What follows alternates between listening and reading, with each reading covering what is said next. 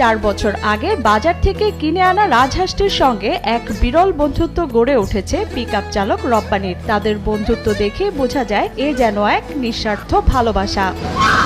গোলাম রব্বানিকে অনুসরণ করে পিছু পিছু হেঁটে চলে রাজহাঁসটি। রব্বানির কথা মতো নেমে পড়ে পুকুরে, এমনকি পানিতেও ডুব দেয় রব্বানির কথায়। আমরা খুব আনন্দিত হই যে কিভাবে একটা পোষা প্রাণী এভাবে কথা শুনতে পারে। গোলাম রব্বানি যেখানে যান হাঁসটিও ছুটে যান সেখানে। হাট বাজার, চা স্টল, দোকানপাট সব জায়গায় সঙ্গী হয়ে রব্বানির সঙ্গে চলাফেরা করে রাজহাঁসটি। রব্বানি ভাই ধীরে ধীরে যাবি, হাঁসের শেষে যাবি, বাজারত যাবি, হাটত যাচ্ছে সাথে সাথে বাজার ঘুরছে, বাজার মানে পিছিয়ে পিছিয়ে আসে, আস্থা পার হচ্ছে, ওই আস্থা পার হচ্ছে, হাঁস সাথে সাথে করে।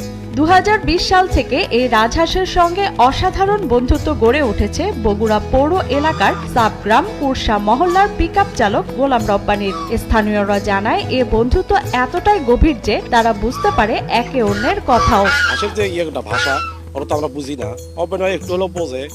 এই বিষয়ে আমরা অনেক এই পর্যন্ত জানি। উনি তো মনে করেন যে হাঁসটাকে নিজের সন্তানের মতন দেখে, আর হাঁসটাও খুব ভালো। এত মানে ওনার যে কথাবার্তা শুনে দেখে মানুষ অবাক হয়ে যায়। খাওয়ার সময়ও রব্বানি পাশে দাঁড়িয়ে থাকে রাজহাঁসটির। তবে পথে ঘাটে অন্য কেউ কিছু খেতে দিলে খায় না সে, শুধু রব্বানি তাকে যা খেতে দেয় তাই খায় হাঁসটি। চলার পথ একই কথা বলি যে কত বাধা আসে, কিন্তু এই বাধাগুলো কিছু কিছু বোঝার কারণে হয়তো চলাফেরা করা যায়।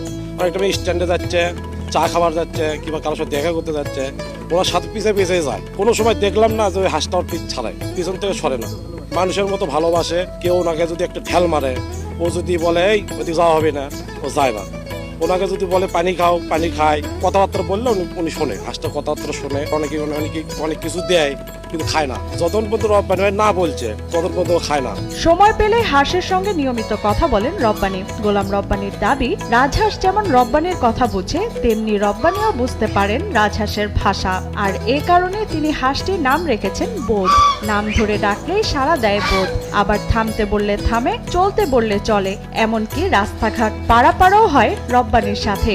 আমরা বোধ হিসেবে বেশি বলতে পারি, আর বোধ বলে আমি ডাকি, বোধ করলে বোঝে।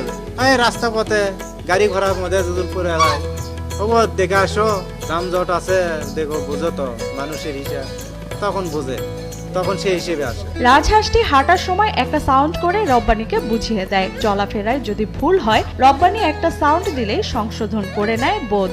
চলাফেরার পথে আরো অনেক বাধা এসে যায়।